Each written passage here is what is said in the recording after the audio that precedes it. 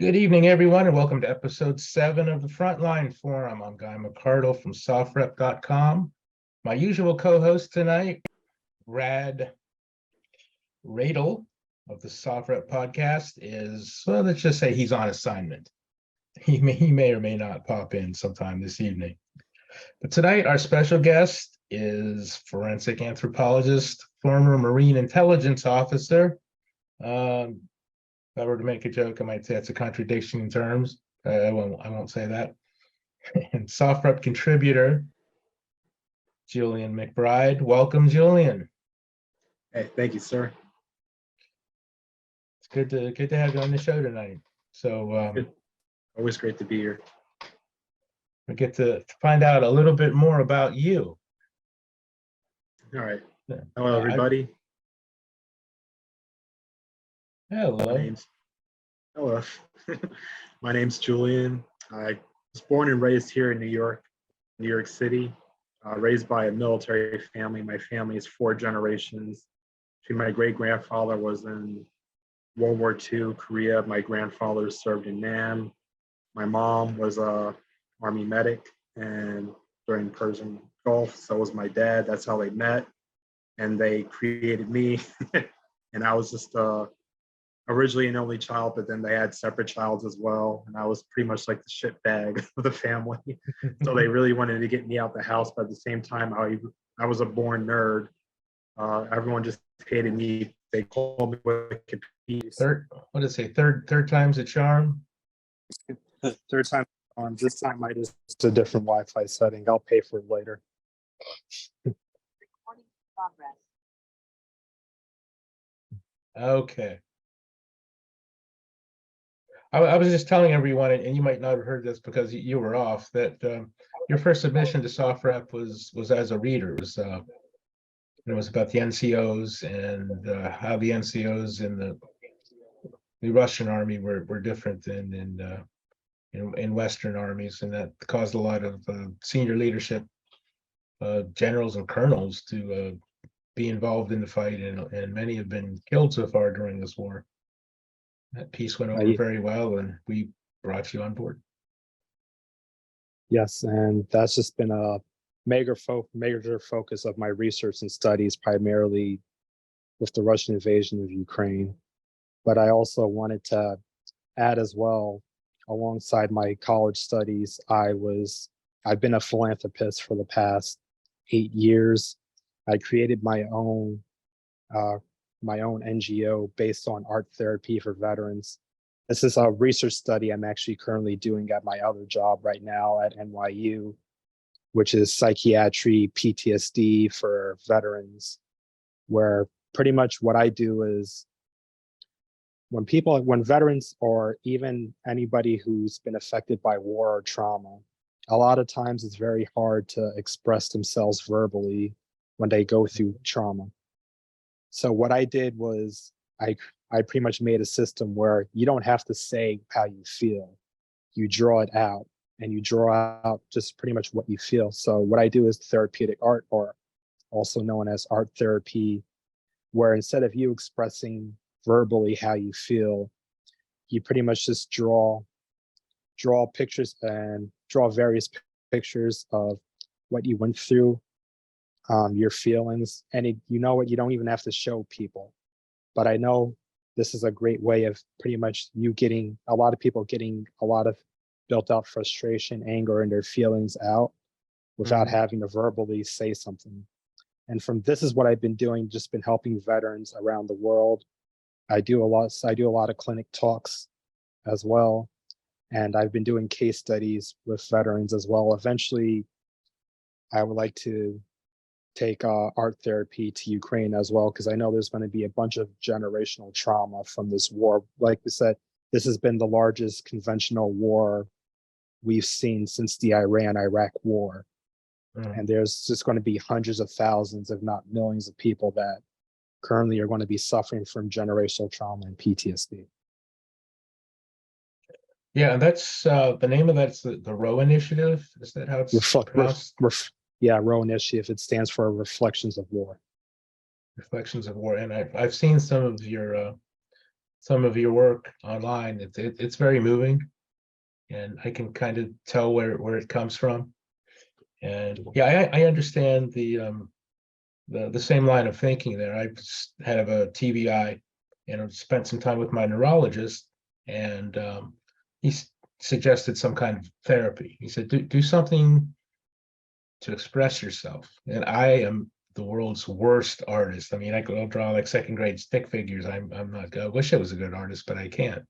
And he said, well, what can you do? Well, I can write okay. He says, well, just start writing things down. Nobody has to read it. You can just start journaling or just doing something like that. But write about your thoughts, write about what you've done that day, and it helps keep your brain moving. There we see your some images from the Row Initiative, and Yeah, this is some of the work I've completed, especially in university. I had two great mentors. They're both named Professor R.G. Algerakis and Notis Algerakis. They're my professors for 4 years, and I also did my field school with them in Greece. And this is where I decided to do art therapy, because what we did in our field school was they would take us to various locations, archaeological sites, and they would teach me stuff that the American education system didn't teach us, such as massacres against Greeks during Ottoman era rule. And that moved me as well, because I already had this feeling of PTSD from Afghanistan just by doing the battle damage assessments and just seeing the plight of Afghan civilians. And now I was exposed to just learning about history that was really never taught in the educational system, such as the Armenian and Greek genocides. And this is where I decided to really just start focusing on art therapy, because it was a way of expressing myself, but it also is a way of me showing what happens to victims of war, because I just don't do drawings as well. I also do drawings of people who were killed in combat, whether they were former military, civilians. I find a picture on the internet, I print it out, and what I do is I pretty much draw them out through pastels, which is my primary line of work. I do finger drawings, and I have very fat fingers, so I apologize if some fingers don't look well. But yeah, this is pretty much how I express myself, and how I try to bring stories through real life. Because what I notice is that if somebody sees a horrific image on TV, like for example today when we found out the sub imploded, everyone is now shocked completely about it. But give it about maybe 10 more days, no one's going to be talking about this anymore. But when you see a drawing at a museum, or like an art at a museum, it sticks in your head throughout your entire life, because it has a story to tell. And that's what I focus on, is giving people a story to tell. And a specific context. And I noticed that a lot of the work is very dark, and that would be expected because the subject matter is dark. These were victims of war, and I like how you noted that history is usually told by the victors. So you're giving a voice here to the victims and those who were perhaps massacred or on the losing end of the conflict, and that's very unique.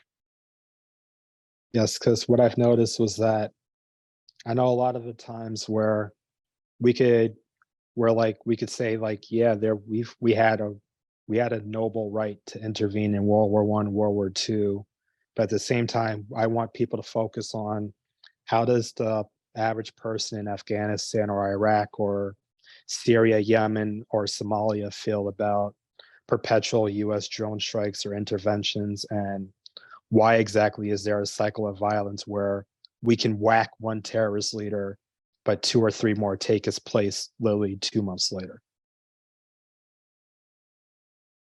No, this is true, and it seems to be happening in Syria. People, it's not always in the front of the news. It's in the news. We've covered on SOFREP that the terrorist leader will be killed, And somebody will be there to take their place always. There's always somebody next in line. And there's currently genocides going on all over the world, and that most of us don't know about. Yeah, we would like I would say, even though Ukraine and Russia is the largest conventional warfare of our time, at the same time we glossed over what is currently the most brutal war of our lifetime, which was the Ethiopian Civil War. Right now, there's current estimates of 650,000 killed the past 2-3 years. Mhm. And makes you wonder why that is. I don't really have an answer for that, but if you if you dig deep enough, things come down to money as the root cause. How do you feel about that? Money. There's also a lot of ethnic tensions that stem from back all the way to the 70s, from when the Ethiopian monarchy fell, and pretty much where ethnic tensions still arise. There was a lot of border changes, ethnic federalism, and it's just been a very, very long line of suffering to where ethnic hatred just boiled over, where Ethiopia is becoming a powder keg like Iraq, Lebanon, and the Balkans were in the 90s. And I believe I've covered on that in an article for SOFREP before. Yeah. Yes, you did. So where do you see that headed as far as that conflict goes? As of right now, I firmly believe there's still a lot of low-level violence that the government hasn't addressed. So I still believe that there's going to be some type of perpetual conflict that won't be addressed unless there's some type of negotiated settlement. Because right now, Ethiopia has pretty much over 100 ethnicities, but there's only maybe 2 or 3 that have been constantly ruling the country for thousands of years, such as the Amhara, Tigrayans, and the current ruling government is Oromo, which has been, let's just say, it's becoming a new type of military regime slowly. And the past 30 years of Ethiopia have been dictatorships, military juntas. So it's an everlasting cycle of violence. As well as in Sudan. Sudan as well. Can't forget about that. And Egypt as well, which has pretty much been under military rule for the past decades. Yeah, I was going to say since who was the president that was assassinated was that Anwar Sadat? Anwar Sadat, and his successor was also a former colonel, Hosni Mubarak, who was then overthrown in the Arab Spring by the Islamists, Mohammed Morsi. Then he was overthrown by another Egyptian colonel, Fattah al-Sisi, who was currently in power. So war seems to be the status quo throughout human history. I would say there's probably been armed conflict since people spread off into different groups for thousands of years, tens of thousands of years. And the United States and Sudan, I thought that was interesting. We got people out of our embassy in one night, but that was pretty much it. I think there was a special operation, SOAR and SF and other special forces got about 100 people out, and everyone else was kind of told to they're kind of on their own. I mean, that was kind of the official message from the United States. If you want to leave, Saudi Arabia is that way, like northeast or something. It's 500 miles. Good luck. And I'm actually glad you brought this up, because ironically, my first article for July is going to be based on how the United States needs to go back to conventional warfare and crisis response, because I actually heard this from a talk from a Marine general. I believe it was the assistant commandant who's about to be the new commandant, where he said, due to decades of perpetual warfare in unconventional conflicts, Iraq, Afghanistan, we've kind of lost our ability of rapid response, which is what a naval infantry such as the Marine Corps does best, is evacuating civilians from crisis hotspots in Sudan. And we saw that in Libya in 2011. we had a bad crisis response when it came to the ambassador getting killed in Libya in 2011 as well. Right. Yeah, a lot of politics involved in that, a lot of speculation. Still not sure what happened there. Interestingly, when I joined SOFREP, I found out after the fact that the Benghazi report was authored by our own CEO and founder, Brandon Webb, and the editors of SOFREP. I did not know that at the time. So that brings us to, historical Ukraine and the issues that Russia has had with their southern neighbor through many generations. You could maybe speak on that a little bit. Yes, so I would say a lot of what Russia's current gripes is with Ukraine is based on a lot of ultra-nationalism that never died, but it was exacerbated when Vladimir Putin came in power. In 1994 Budapest Memorandum, Ukraine gave up 1,900 nukes originally controlled that Russia had to launch codes with, but they were on Ukrainian territory. In response, Bill Clinton, Tony Blair, they basically told Ukraine, give up your nuclear weapons, we guarantee you territorial sovereignty, which is what Ukraine did. Vladimir Putin actually signed off on papers when he came in power, stating Ukraine's sovereignty shall not be touched. And Bill Clinton actually, he gave an interview on Estonian News 2 months ago stating, had he known Russia would have invaded Ukraine again, he never would have signed the Budapest Memorandum. Eventually, what Putin's gripe is that he always considered Ukraine as part of Russia. It's this old age empire things. We're seeing this now, such as we're having conflicts in the Aegean where Turkey is still claiming Greek Aegean Isles as themselves based on the old borders of the Ottoman Empire. So a lot of Russia's current gripes is that they feel like they have a territorial right of annexation towards Ukraine. But what they did was they never really decided to pull or go after Ukraine due to the fact that there were pro-Russian oligarchs in power for decades after Soviet rule ended in 1991. So the former prime minister of Ukraine, Yanukovych, originally was pushing towards EU ascension all the way from 2013. At the last second, when he promised everyone would have a better economic future, better economic life with the EU, he suddenly withdrew negotiations after meeting with the Kremlin. So from there, everyone in Ukraine knew the Kremlin was obviously behind this move of drawing Ukraine out of the EU. And that led to pretty much the Maidan protest, which is now being labeled as a coup, but it was actually an organic protest, the same way a lot of Georgians to this day protest over wanting to go inside of EU ascension. And a lot of what Vladimir Putin stated about Ukraine's NATO membership, it was kind of a logical fallacy because Ukraine's NATO membership was vetoed in 2008 by Angela Merkel and Nicolas Sarkozy. Anyone could Google that if they want to see it. So Ukraine was already not in NATO, couldn't join NATO. What Russia really wanted was pretty much the access to the Black Sea.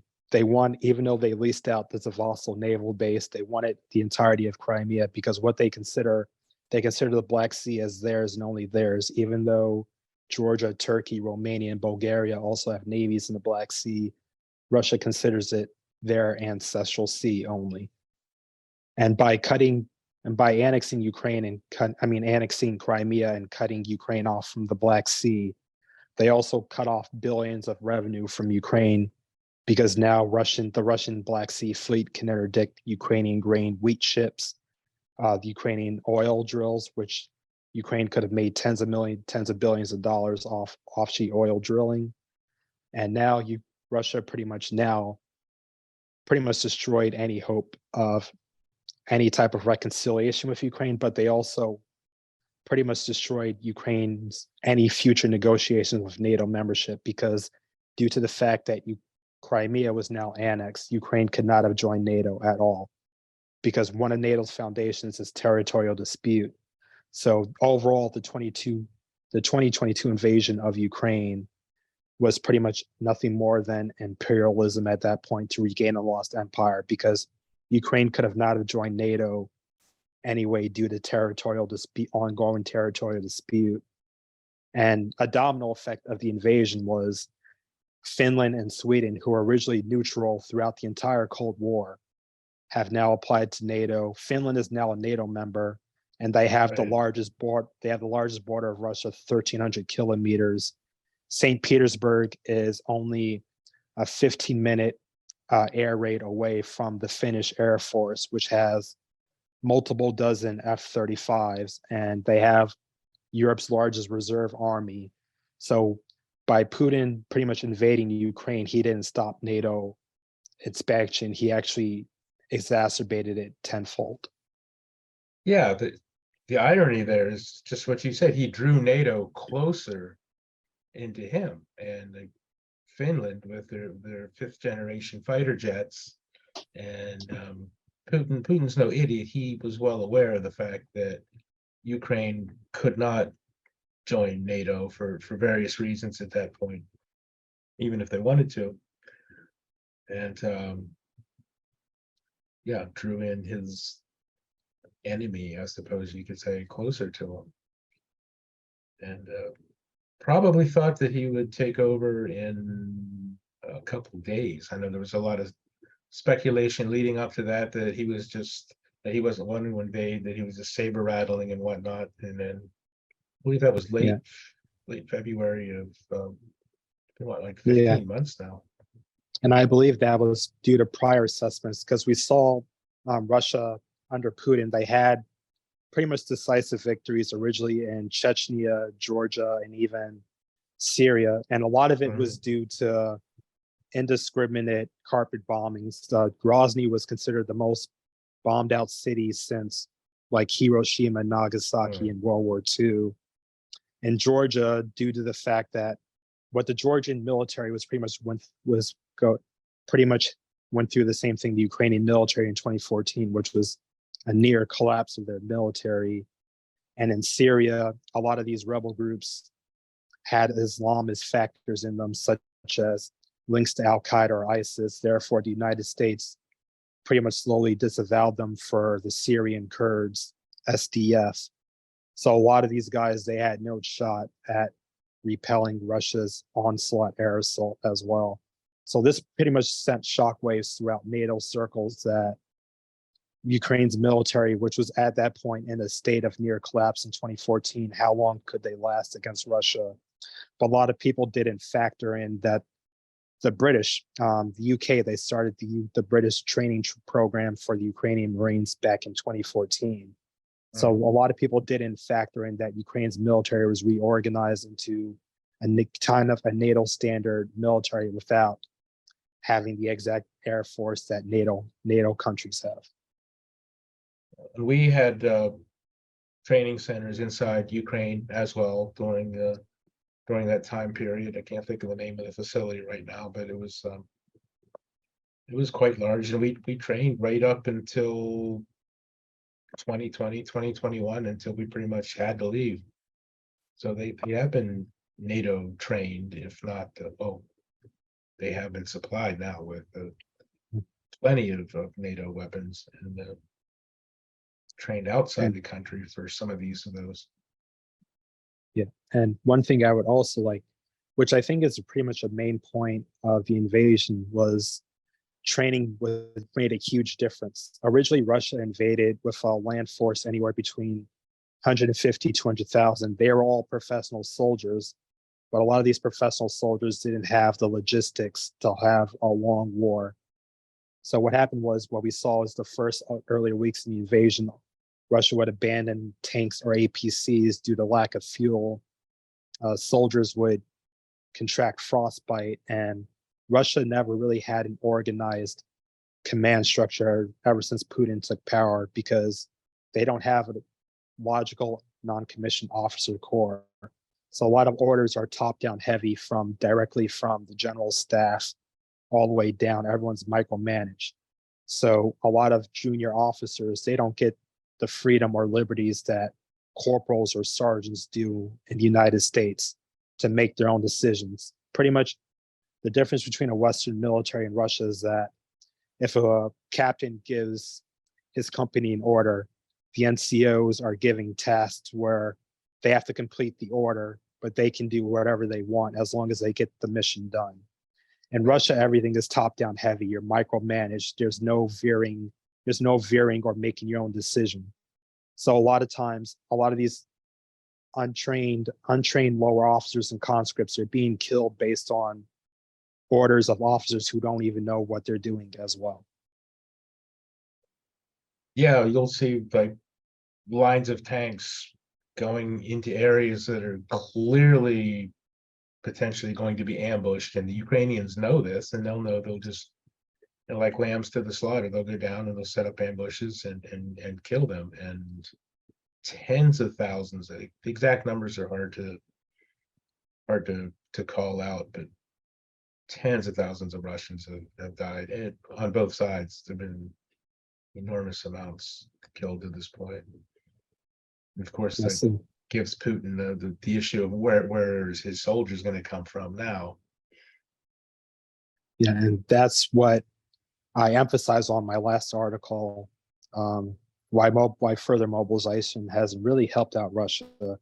Ever since Putin ordered the partial mobilization in September 2022, he pretty much ordered it due to the Kharkiv offensive because of the low levels of manpower Russia had at that point. Ukraine was able to pretty much liberate the Kharkiv Oblast and with minimal casualties, while Russia was largely routed within 2 weeks.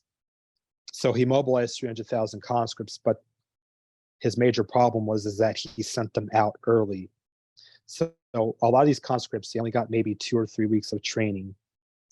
Now, I'm going to tell you pretty much how Western militaries would train anybody, such as, let's say, okay, someone's voluntary enlisting in the United States Marine Corps. They go through their 12 weeks of boot camp. Let's say they're infantry. They go to school of infantry for 8 weeks. Now, they go to their victory unit, which is a battalion or an infantry battalion, which they'll receive about 6 to 8 months of training before they have their first deployment. Now, let's say you have a specialty such as basic reconnaissance.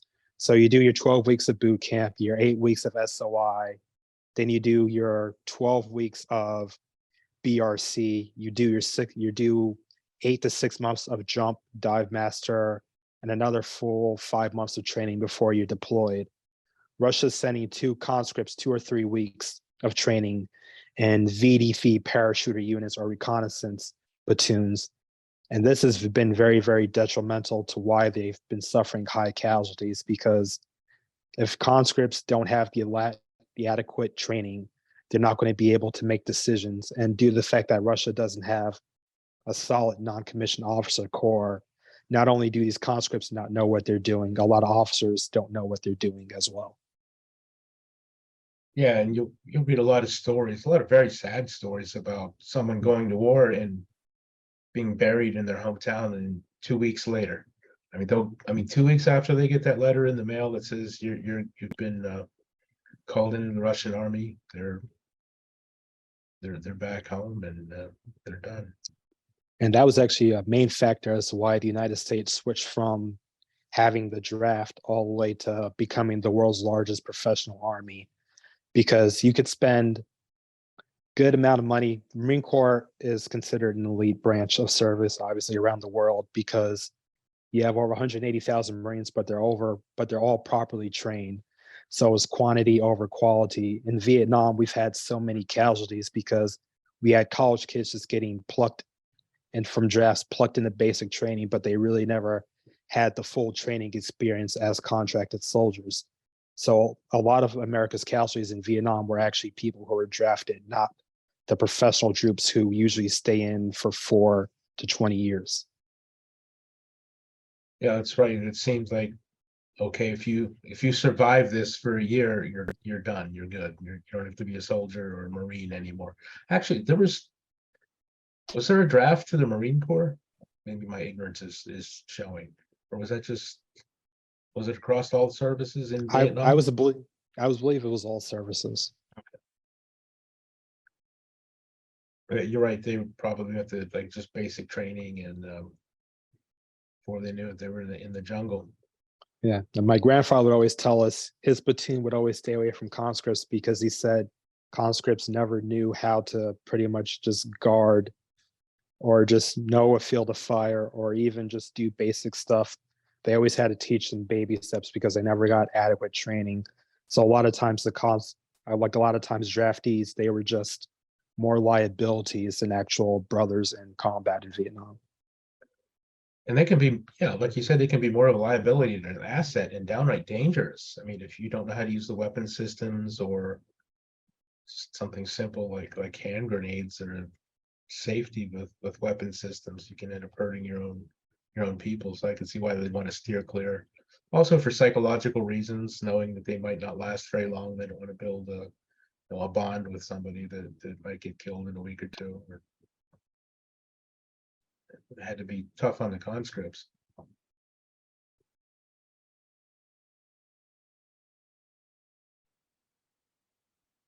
Speaking of conscripts, I guess you wouldn't call them conscripts for Wagner, the Wagner group, because they're paid soldiers that he's getting from prisons mostly. Time. I call them prison mobics, such as prison mobilizations. They've been giving 6-month contracts. They do get paid, but if you desert, you're executed. Wagner has already done 3 public executions, and I'm not making this up. This is on their gray zone channel on their Telegram as well. And pretty much, if you do your 6 months of contract, you're pardoned. It doesn't matter if you're a rapist or murderer. You're pretty much set free. But this is also going to become a major blowback in the future. There was already a couple of stories that have come out that prisoners who were already given pardons by Yevgeny Prigozhin, Vladimir Putin, they've gone back to their old habits. And a lot of times what happens with these mobics is that the reason why they've been recruiting them out of prisons is not only to clean out their prison population, but because Russia has resorted to World War II era tactics of frontal assaults, human waves. So they've been using prisoners to pretty much attempt to overrun Ukrainian positions, but it actually could backfire, but at the same time, it's been an effective method because it draws out Ukrainian artillery fire. So this is how Russia uses counter battery, is that they send these mobics out on suicide assaults in Bakhmut or Soledar. Ukraine uses artillery to wipe them out, but their artillery gets spotted. And that's how Russia/Wagner has been using their methods for the past several months. So they're literally cannon fodder. Yes. They'll be sent out and fired upon, and then the other Russian troops will know where that fire is coming from and try to knock out that source of the artillery or wherever that's coming from. Absolutely horrible. And I just did an interview with Newsweek today because they're doing a story on the fact that Wagner is now hiring military police for within the Wagner group. So apparently their mobics are getting a little bit too rowdy for even like Prigozhin's liking. They're starting to get out of hand, and it's pretty much to keep them in place and fighting, I suppose. That's what it seems like. Yeah, there's already been, like I've emphasized earlier, there were several cases that deserters were executed, but also there have been numerous reports of barrier units. Whereas if these prison mobics, if they decide to retreat and not do their frontal assault, they are usually shot on sight by the professional Wagner troops. Those are the ones that have been with Prigozhin for 10 plus years in Africa or Syria. And this is one of the reasons why he's been having a major conflict with Russia's MOD, Defense Minister Shoigu, his generals, Germasyov, is that in Bakhmut, Wagner suffered such high casualties. Not only were the prison mobics killed his professional contract soldiers that have been with him, PMCs, in Syria and Africa. They were killed as well. So it was a victory for them, but it was a Pyrrhic victory at most. And this is one of the main reasons why Wagner withdrew immediately after capturing the city, was that they couldn't have the manpower anymore to hold back. And we're seeing this right now. Numerous reports coming out of the ZSU slowly encircling Russia's forces that have been left in Bakhmut. Instead of going directly in the city, they're deciding to go around it and encircle the flanks.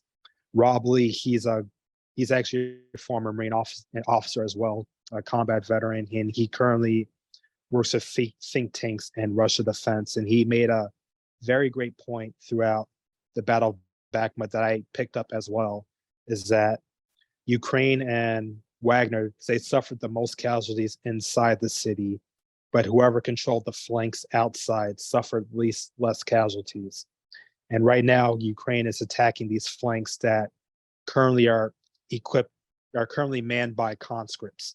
And this is why the flanks have been getting slowly closed in, is due to, like we've emphasized earlier, these conscripts don't have training. So when they're under pressure, under fields of fire, they're most likely to run instead of actually stay under composure or tactically regroup or try to repel an enemy. And is that Rad joining the? All right. Hey everybody, we have SOFREP's own Rad Radel. See if he has audio. Radio check. All right, we have comms with Rad. He's here. I've been traveling to get here. Julian, thanks, and Guy, thanks for letting me I've been driving through all of southern Utah, all the way up through Zion, Bryce Canyon to get here, trying to get here by 7, thanks to the listeners and viewers. Julian, what's up? How's it going, brother? Glad to have you. There's a golden globe. It's like he's from heaven or something. Yes, it's me. Golden globe. My back does hurt from falling so far. Oh my, he's a fallen angel. That's what's up. The fallen angel. Julian was, and I'm glad you brought up the term the Pyrrhic victory, because a lot of people don't realize what that means. If you could just give us like the short version of that. Yeah, so I'll just go back to the historical sense. Pyrrhus of Epirus, he invaded Italy and he went to war against the Roman Empire, and he scored 2 major victories against the Roman Empire. But what happened was that he lost so much manpower, and the Romans, they could just amass people because Italy had such a huge population in the ancient era. And that's ultimately how he lost the war. He beat the Romans on the battlefield, but he lost so much men that ultimately the Romans reversed whatever gains he made and forced him out of Italy. And eventually this would lead to ultimately the Roman invasion of Greece several decades later. So what Pyrrhus of Epirus will say is that he won a victory, but it came at such a high cost, is that it ultimately became Pyrrhic. And that's how the term ended up. And 2 of Russia's major victories, the Battle of Mariupol and Bakhmut, were ultimately Pyrrhic, because even though they won those battles, they lost so much manpower. Ukraine has steadily been taking advantage of it. When Mariupol was taken, Russia lost so much manpower they could no longer encircle Kyiv, and also they didn't have the manpower to cover the Kharkiv Oblast. Ukraine took advantage of that and liberated most of the Oblast. Battle of Bakhmut, Russia fired so much shells and logistics and lost so much manpower that now we're seeing along the front lines of Ukraine's counteroffensive, even though they've been facing stiff resistance, we've been seeing some type of success along those lines due to the fact that Russia has to cover close to 2,200 square kilometers, and they still don't have the manpower to cover that due to the insurmountable amount of losses that they took this prior winter. So it's a technical victory, but it's such a high cost that it wasn't worth it, and is really can't be considered a true victory. So that brings us to, I guess, today, and there's all kinds of recent events going on in the summer counter offensive now in mostly southern Ukraine. Believe there was a bridge in Crimea blown today. I'm just glancing over some headlines. The Chongar Bridge. It's one of Russia Right. used it as a main transport for their military to resupply from Crimea to Zaporizhia and Kherson Oblast, and it's actually a major blow because as of right now, there's no military traffic until they try to fix the bridge. But now that Ukraine has a fixed position on that bridge, they could constantly hit it if Russia tries to rebuild it or send military convoys across. And it's the same strategy they used for Kherson as well. What Ukraine ultimately did was due to the fact that Kherson had such a geographically flat oblast, it was hard to advance throughout the oblast. So what they did was they hit the Antonovsky Bridge over and over, and that hampered Russia's supply lines to where they had to use pontoons or resupply through helicopters. And they lost a lot of helicopters to resupply. And we saw footage on YouTube of pontoons getting hit by HIMARS as well. And that ultimately led to Russian forces withdrawing from the left bank of the Kherson Oblast. So yeah, I wouldn't anticipate that bridge is going to be fixed anytime soon, and perhaps never by the Russians. I believe Zelensky said that his goal is to just push Russians completely out of like Crimea and any traditional Ukrainian spaces. Is that correct? Yes, and I firmly believe his main point of this counteroffensive is not just attacking one area, but attacking multiple areas. Ukraine's general staff ideally said what they want to do is they want to draw out Russian reserves and find weak points in their defenses. Right now, Ukraine has only committed 3 of the 12 mechanized brigades in the fight so far. A lot of fighting is the territorial defense units in Donetsk and Zaporizhia Oblast. Their goal, because right now we haven't seen the main hitters such as Chargers or Abrams. Right now, they're using Abrams and the Bradleys right now. Leopards and Bradleys right now. Leopards, yeah. So right now they're trying to draw out Russia's reserves and see the weak points in their defenses. They're going to, no matter what, it's going to be a slow grinding offensive. I just want to tell our viewers that it's not going to be a fast offensive like Kharkiv. It's going to be very, very slow like Kherson, and I firmly believe it's going to be even slower than the Kherson offensive. Russia had over a year to fortify Zaporizhia. They have 4 main lines of defenses, and the entire oblast is mined. And along with that, it's a geographically flat oblast. So it's pretty much hard to advance. Ukraine has to advance at night. Primarily, they cannot advance through the day. And we saw the first couple of days, Ukraine had somewhat of a disaster. They originally lost 6 armored vehicles because they bunched up around minefields. So a lot of times they have to clear the mines before they advance. But we are seeing some successes on the Donetsk front due to the fact that most of the Russian conscripts that were mobilized, they are in Zaporizhia.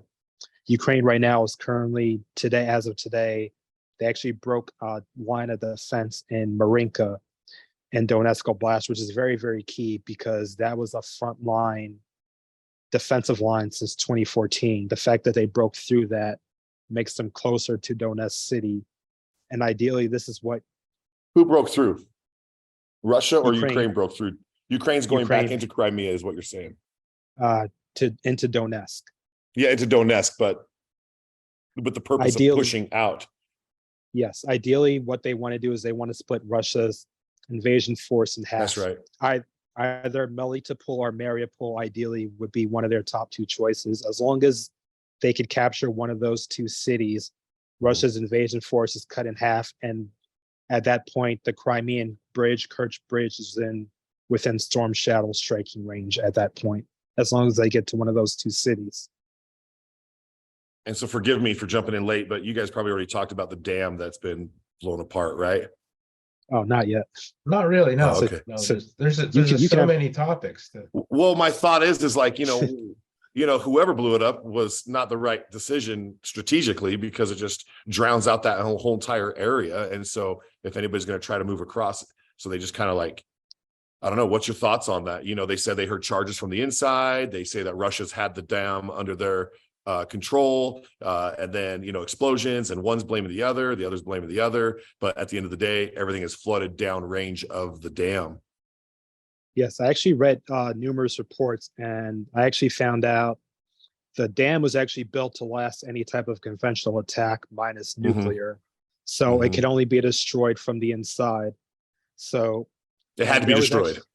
It had to be destroyed from the inside. So so there's a 99% chance Russia did destroy it. And if for some godforsaken reason Ukraine actually did, that just shows Russian incompetence, because that means somehow Ukraine was able to sneak inside of the dam on the left bank of the Kherson River without Russia knowing. So I really do believe that Russia did blow the dam, because I feel like they were afraid of their reserves getting drawn out by this offensive. So they wanted to temporarily stop a potential bridgehead or amphibious landing on the left bank of Kherson River by Ukraine. And as of right now, it's kind of successful for what they did, because due to the mud and open area, the original Dnipro River was pretty much 8 kilometers long. So Ukraine can't even advance through it without getting picked off by artillery. So let me ask this question. Area like a no man's land. I'm sorry to cut you off. What's it going to take for the plague to take over Russian forces and just invade their bodies, and just win the war for Ukraine? It's about that time. Dead bodies everywhere, dead carcasses of animals everywhere. Trench warfare. They're fighting no man's land style, eye to eye, whites of their eyes kind of attitude is what's going on over there. When does the plague take over? I actually glad you brought that up, because on Russian Telegram channels, they actually are starting to report that there has been cholera outbreaks along the trench lines. And cholera, right. Cholera, One of Russia's lieutenant generals, who's currently in the state deputy Duma, I forgot his name, but now he's starting to say that America, they weaponize like mosquitoes to infect their soldiers. And I think that's their cover for having a cholera outbreak. And I'll emphasize again with Guy that this is what I mean when I say conscripts have been poorly managed / untrained, because what Russia did was decades of embezzlement. These conscripts have been barely given one uniform. They probably don't even have more than 1 or 2 pairs of socks. And this is just and sitting in a trench for months and months on end, you're bound to have diseases that bring in. There were a lot of Ukrainian organizations who even emphasized this in the winter, that they just didn't want to just donate money for weapons. They also wanted to donate money for winter gear, because these soldiers in the trenches needed to change their boots, clean their socks to avoid some diseases. NyQuil would go a long way. You know what I'm saying? Some stuffy, achy rest head medicine so you can sleep at night. Otherwise you're coughing and you're coughing. We've all been so sick, and we've all just been in our beds with our moms there, giving us chicken noodle soup, but your mom's not there in Russia's trenches and you're sick. And if you listen to this podcast, you should just give up and go home. Yes. But I will emphasize is that I don't see a major potential mutiny or / degradation of Russian forces until their general staff is either picked off one by one, or Ukraine reaches a key target, which makes people guess and bring anger towards Vladimir Putin, which is why I emphasize Melitopol, Mariupol, they have to be liberated in this offensive, because Vladimir Putin called himself Peter the Great based on capturing these cities. The empire, bro. He wants the empire back. Peter the Great, my ancestor. He's not him. Yeah. And he emphasized, and a lot of Russian military bloggers emphasized Mariupol or Melitopol or Russia forever. Ukraine liberates these cities. Crimea is in striking range. Not only that, the forever Russian cities are now Ukrainian again. How does Vladimir Putin cover for that? How does he hide that? And that's something even Vladimir Putin can't escape criticism of. He's hiding in some Black Sea island fortress where he's surrounded by, who knows? I don't know, man. The dude's got a trip about even drinking water. even if he pours it himself, even if he drilled the well himself, even if he pulled it out of a spring from wherever, he has to look at that water and say, do I drink this today? That guy's got to be tripping. Talk about, going mad. Yeah, for the Yes, longest and- time, he wouldn't go anywhere like within 20. You'll see pictures of No. him like 20 feet away from people in meetings physically. Right. And I'm not sure if you saw this on my article that my last article on Russian conscripts' time of training. I emphasized that Vladimir Putin, he met with Russian military bloggers over what he should take on the course of war. And just imagine, POTUS, President Biden, Right. he pretty much bypasses the Joint Chiefs and asks someone who's playing Call of Duty or Halo, hey, Right. how do I get out of Afghanistan? Like, this is just how bad the war is going for him right Just now. get an umbrella and airdrop, sir. Right? No. A P90 will do it. No. Yeah, it's bizarre. You'll read things from like the Institute of Study of War, and you'll daily read about microbloggers and the effect that they've had on influencing like the Kremlin. Sure. It's a bizarre. I'm sure concept. Pussy Riot has had a huge influence on the Kremlin. Go check out their blog on Instagram. Go check out Pussy Riot. You like that, Vladimir? You like that band? How about that? Let's get crazy, right? I mean, Yeah. really. Because I in thought 2012, 2014, when he invaded Crimea and broke the treaty from the 90s, where we gave up arms, Ukrainians gave up arms, including nuclear, weaponry, to be considered European Union in the Union, and for him to recognize it, and them to be in the European Union, and them to have a life. And let's look at Zelensky real quick. Okay, he's an actor. Right? He had a job in Ukraine on a TV show. There was a band that was pulled as a conscript into Ukraine's fight on their own. They said, let's go fight. And they were like doing TikToks until their lead singer got killed. Like, these people had jobs like everybody else does here in the US and working in Hollywood, but that's completely rubble right now.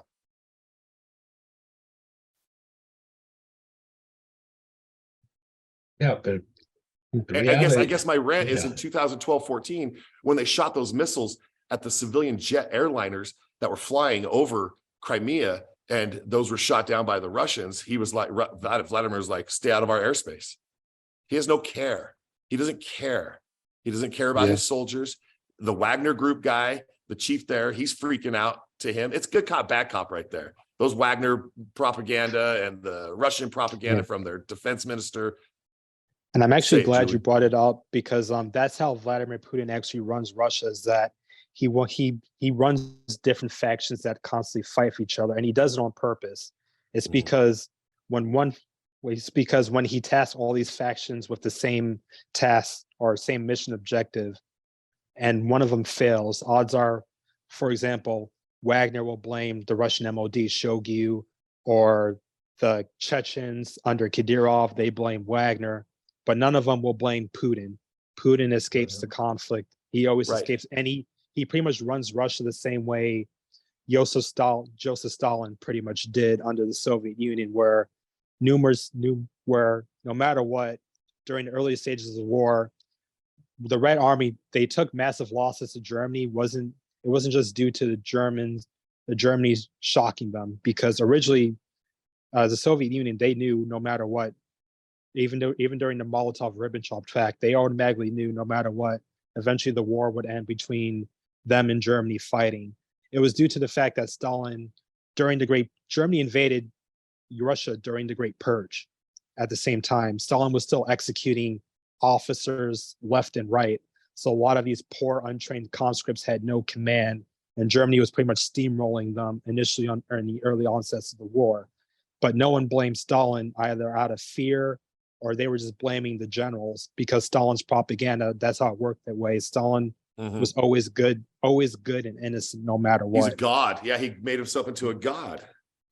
And Very cult of personality. Exactly, just like Hitler. Hitler changed it to say, I am the one in charge of everything.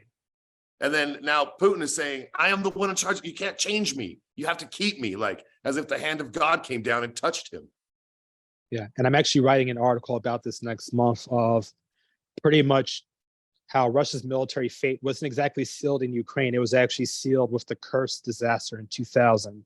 A lot of people in the West don't know this, but the Kursk disaster, where the Russia's nuclear submarine, the Kursk, went through air pocket disaster and it crashed.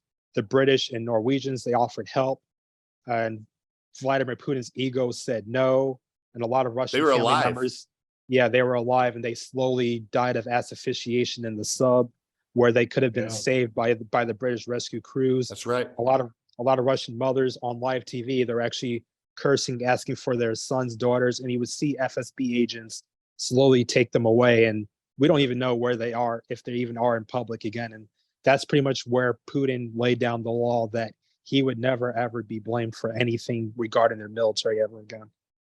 Like, he literally imprisons his political adversaries, like not even like through a court of law. He just does it. He just says, you're in jail, go to the gulag. Not just imprison them, but openly attempts to poison them. And that's one of the reasons why the British have been a major backer of Ukraine. The Salisbury chemical weapon attacks in 2018 on Navalny and Navalny's daughter, and the other guy that did die from the poison. Excuse me for forgetting. And the one guy that did live, I forgot his name, but he was a former minister of Ukraine, I believe, and he's suffering from this purple face due to the sarin of the gas that they poisoned him with. Yeah, I remember that. He barely lived, and he looks horrible. It's completely different than he did before he was poisoned. And he let the sailors on the Kursk die, because there's an international agreement that even if you're an enemy and there's a sub down, you're going to go save the crew, even if it's just out of humanitarian reasons. But well, that's like Doctors Without Borders. Putin waved them off. Yeah, it's like just doing the right thing for somebody in need, right? Helping your fellow man is the instinct that you want to have. And then you have people who want to just completely shoot down airliners. I consider that, I call it the Idi Amin domino effect. It's because dictators, they always want to seem strong no matter what. And Uganda, Idi Amin, everyone, if you don't know him, he was a very, very brutal Ugandan dictator who rose to power through the military. Uganda, the British left behind a very decent economy for them after colonialism. He squandered the economy. He kicked out all the Asians.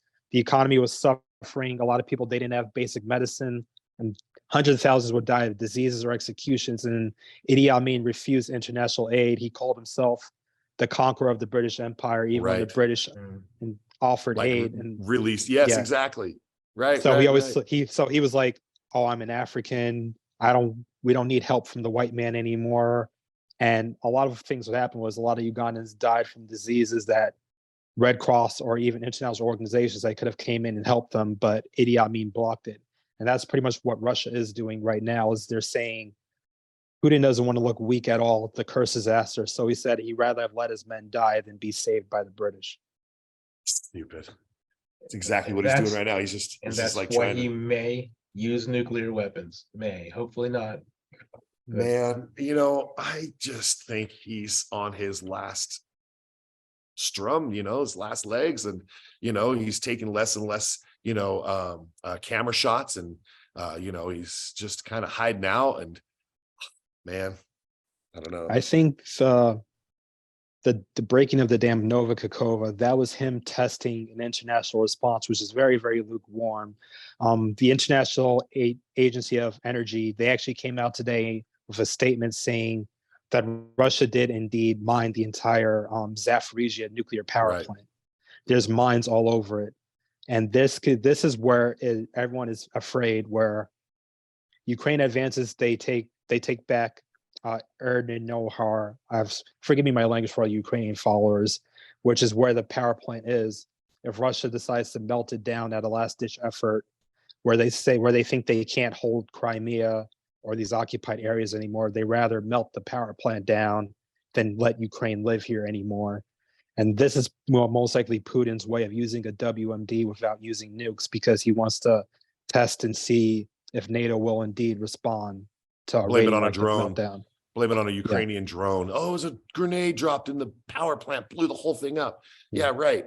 Yeah. And man. remind you a lot of Soviet technology and engineering, especially in Ukraine. It was built to have last a lot of nuclear blast. Even what we saw during the Battle of Mariupol, the Azovstal steel plant was a major safe haven for the Azov fighters, because Russia's warplanes barely did any damage because they had such a complex nuclear bunkers and tunnel systems. That's why Azov was able to fight on so long until they finally surrendered. Boy, man. If they would take out the nuclear power plant, that would be like Chernobyl times. That's what I'm thinking. 100, because it's Europe's. It's Europe. It's the largest one in the continent, isn't it? Yeah, it would. The radiation would cover various nations, including NATO members such as Romania, Bulgaria, Turkey, or even potentially Poland as well. Even Russia, right? I mean, you know, since it's Crimea now, right? Quote unquote. Right. And yeah, we were talking about this before we went live, that could trigger World War III and a NATO response at the very least, because of the effects I'm getting it right now on NATO countries. All this, all these cryptos being hijacked around the world from major, you know, Russian crypto wallets, and what was it? President Biden said it's not going to be, you know, words that start the war. It's going to be the stroke of a keyboard that really turns this thing on. It's not going to be a he said. It's going to be like someone sneaks in, and they're already trying. Right? We just got hit up. Multiple agencies in the U.S. just got, you know, domed in the head, if you will, from hackers. Yeah, and I just want to emphasize to all our viewers is that I'm not the ones war hawking. I'm not going to say war hawk, let's go in, let's destroy the Russian army. Right. But I just want everyone to have this perspective right now. For example, Russia melts down the power plant, radiation falls throughout not just Ukraine, our NATO members such as Romania, Bulgaria, Turkey.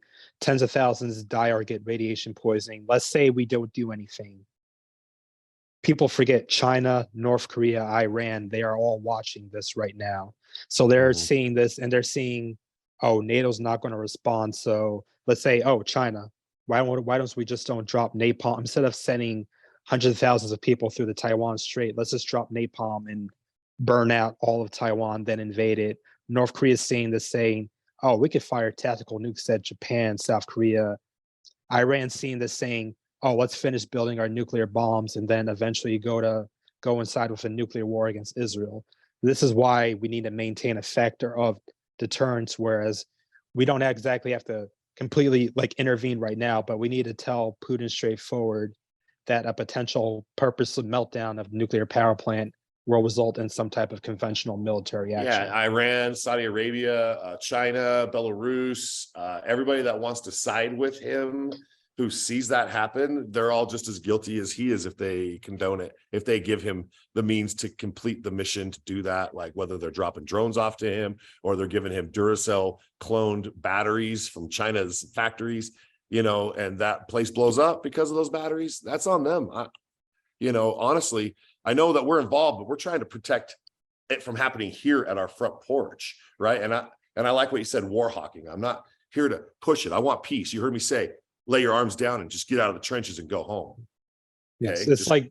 It's pretty much Teddy Roosevelt's foreign policy, where it's like speak softly but walk with a big stick. That's right, a big stick. Yeah, now is no time to be weak. Okay, gentlemen, we're over 1 hour. I believe we might have some questions. Mark, do we have any questions?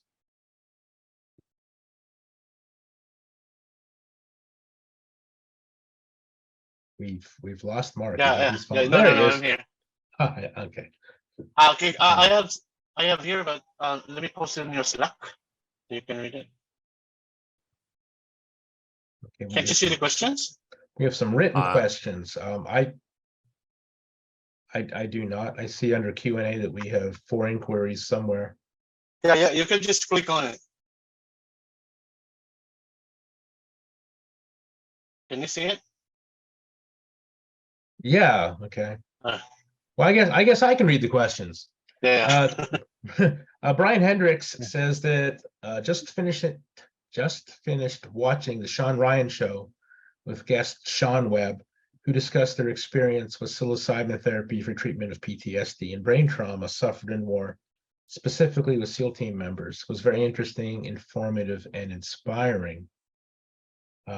This goes back to like the beginning, we were talking about different therapies for PTSD, and art therapies one, and psilocybin and ketamine and other types Mushrooms. of pharmaceuticals are another type of So are thrills Trauma before therapy. pills. Let me just be clear, like getting outside, putting your feet in a mountain lake that you hiked up a half a mile to get to, smelling the outside flowers, feeling the snowflakes on your face, getting outside before you got to take some pills, get some thrills. Maybe you want to just ask, maybe you're a vet, right? Let's say you go to the VA and you want to ask your therapist for some recreational therapy, right? And if they just say, okay, here's that, just bring up recreational therapy. And then there's these guys down in like Chile that are doing ayahuasca treatments. They're Navy SEALs. I'm going to have them on the show here, back on, Zach and Mike, and they run a program where you reach out to them, and then in 3 days they've screened you and they decided if you can come down, and it's all covered by these guys. And so they give you an ayahuasca session in a safe place, and they try to pull out whatever's in you. It's all in you. This is what they tell me. They're like, Rad, when we do ayahuasca, it's all in your head. Everything you're going to trip out on, every demon that you're dealing with is already in you. And you just got to rip them apart. That's what they say. Have a meeting of the minds with yourself. So, go ahead. Yeah, I've heard about that. It's supposed to be very intense, the ayahuasca treatment, and there's guides that stay with you, and That's right. it's very intense. I've not done it. I mean, I'm open and I have an open mind to it. Mhm. And, there's a lot of other, smoking cannabis, eating cannabis. If you have lung issues, eat it. Okay. Just eat a gummy, talk to your local prescription provider and see if you can get some. Eat that, try that. Right. Just don't talk to the VA about it. The VA Okay. needs to have it on. It just needs to be declassified as a Schedule 1. It just needs to be studied and put into the system, just like they study the veterans, give us shots and stick us with needles and do this, do that, drink this, drink that. Oh, burn pits don't matter. You sure about that? You sure about that? It's funny that you mentioned that, because the last time I went to the VA, I got all this burn pit stuff, and they said make sure you fill it out, which is like a complete 180 from yeah, don't worry about that. Yeah, it's just garbage. It's not going to harm you at all. Yeah, had nothing to do with burn pits, yeah. It's not Another gonna hurt question. you. Okay, our good friend Leon, who has been a good friend of SOFREP for a long time, says, "Hey fellas, recently SSU stated that they have evidence of Russians discussing a type of sabotage/nuclear meltdown of the ZAP plant. What are your thoughts on this?" I think we've pretty much covered that, Julian. We pretty much covered it. Yeah. But the IAEA actually confirmed today in an open letter that Russia did indeed mine the plant. So if there is a meltdown, there's no doubt who's behind it at this There's point. no doubt who caused it. And like you said, they were designed to withstand the nuclear blast. So it would be very strategically mined to Sabotage, though.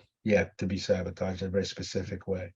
Yeah. Jeff Simmons says, "Is Russia using its best forces and equipment?"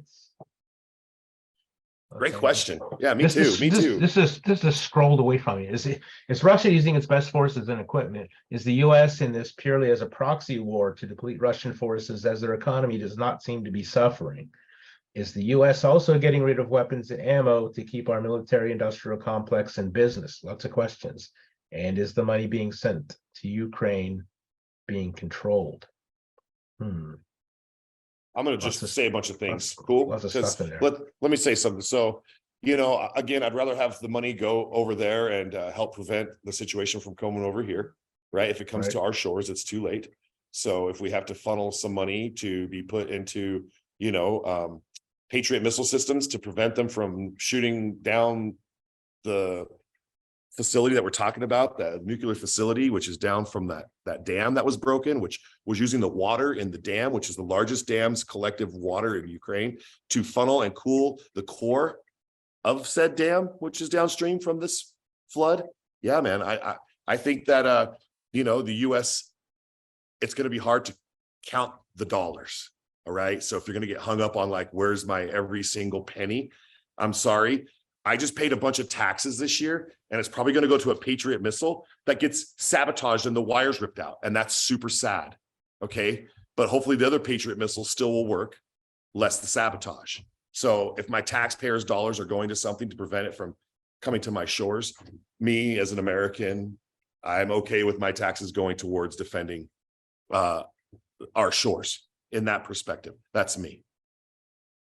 Yeah. And I'll also add on, I'm not sure a lot of civilians know how the military or even United States government federal budget works, is that the money has to be spent by every fiscal year, every October. So a lot of times, especially when it comes to military equipment, a lot of these equipment has been sitting in warehouses for decades. What Ukraine has been getting from the United States, aside from the Abrams, which they probably won't get until late 2023, this year, or 2024, a lot of this equipment, hot HIMARS, Patriot missiles, they were created in the early 90s. They were primarily supposed to be used for a war against the Soviet Union that never came. And by Russia pretty much starting a war of Ukraine, by the way, due to the Budapest Memorandum, we are obligated to support Ukraine's defense. We're not obligated to put boots in the ground, but the United States has signed on the Budapest Memorandum stating that if Ukraine's territorial sovereignty is put in jeopardy, we do have to militarily back them. So yes, I do not mind our tax dollars going to Ukraine. And a lot of our money, this money is not exactly monetary funds. It's pretty much estimated through military equipment. So you have 100 plus Bradleys, and they're valued at like $2 billion. That's what we mean by when Biden says a $2 billion aid package, or even back in 2016 when Trump said he wanted to send small arm rifles for like $2 or $3 million. That's what he meant. He's sending M16 M4s to Ukraine for that much amount of money. So that's what I want to just correlate between weapon payments and weapon transactions and money between Ukraine and the United States. Do you feel like that is because they want to give the full value of the item to deduct it from the full amount of money that would take it, even though we all know when you make something, it costs a little less, than it goes out to retailers, and then it gets price tagged a little more. And then next thing you know, it's a $14 item to make, but now it's $49.99 on the shelf. So here they are saying, we're giving them $2 billion retail in pricing, so it looks good on our taxes, so we can write that off against our inflation, right? Even though it may have been cheaper to build the item, but they're just because it's a government item too, doesn't mean it's the best, right? I've met contractors that provide equipment and it's the lowest dollar that gets the bid. Yeah, and it's also a thing with a lot of military equipment, especially back with the Vietnam War. It's actually more expensive to decommission a weapon system than it is actually use it after it's built. Right now, we still have in California at the naval base by Camp Pendleton, we still have napalm stored from 40 plus years ago that haven't been used, but it's so unstable. It's even more expensive to just try to decommission it than actually is to try to use it on uninhabited island right now. Yeah, you're absolutely right. And I'm laughing because of I'm thinking of Dugway, and there's just all kinds of unpleasant. There's all kinds of unpleasantness there, Rad. Bro, there's mustard gas. You don't out here in the desert. There are these. Okay, so you've seen like these 5G towers that look like trees around our country, and like they make them look like you can't tell what it is. Well, out in the desert here, they're all over the place. These towers, and they're sporadically placed in the neighborhood, out in the desert. And what happens is if there's a leak from any of these places, those all sound off for the surrounding communities that there's a active leak. And I know that about 8 years ago, they finished the mustard gas disposal out here in the West Desert, and they moved it over to Pueblo. And then my friend wound up going to Pueblo because he's like, I got to go where the job goes. And now he's wrapping that up. Okay, so that's all wrapped up. And this is decommissioning mustard gas, right? It's taking this long from what, World War I, World War II, for this stuff to...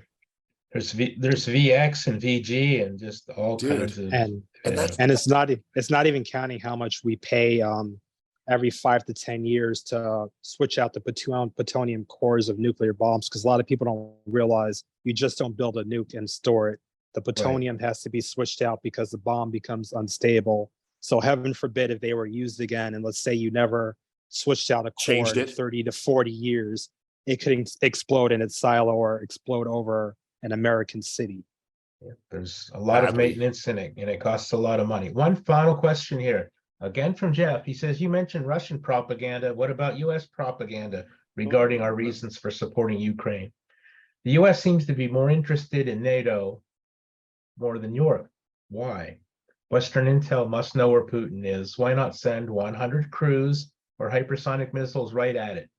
By the way, didn't Ukraine destroy the North Sea pipeline?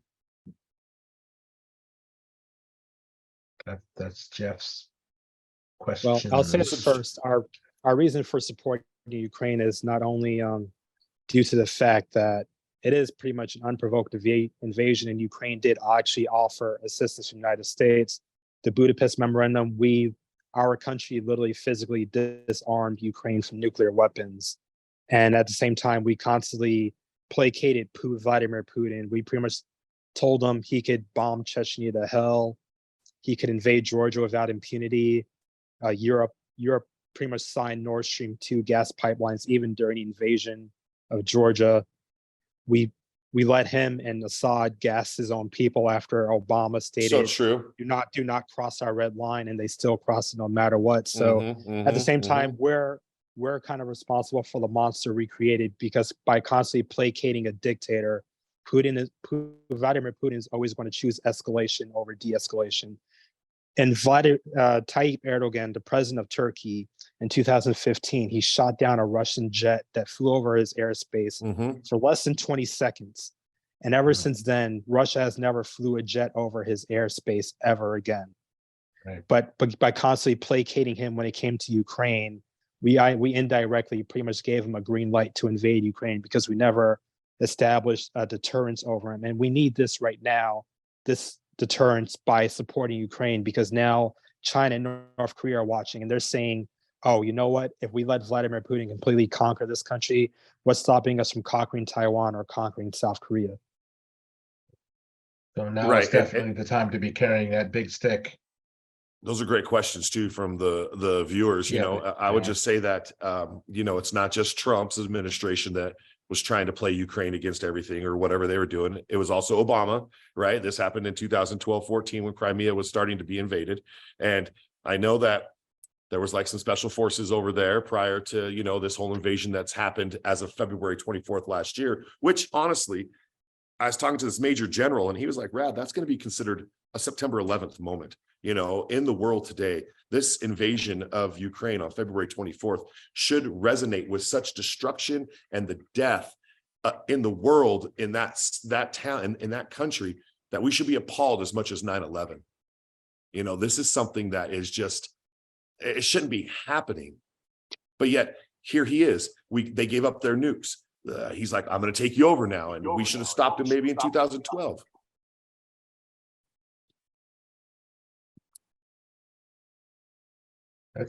You're absolutely correct. Multiple presidents have just let this go. Is it the war machine that just has to keep, get out the old stock and get in new stock? So there's another, Pez dispenser of Abrams. Yeah, and I will say Vladimir Putin, he did calculate the invasion perfectly, because this is what, and I don't blame a lot of American people asking questions about Ukraine aid, because for 20 plus years we've had perpetual wars in Iraq and Afghanistan that we shouldn't have stayed that long, or even Iraq we should have never invaded.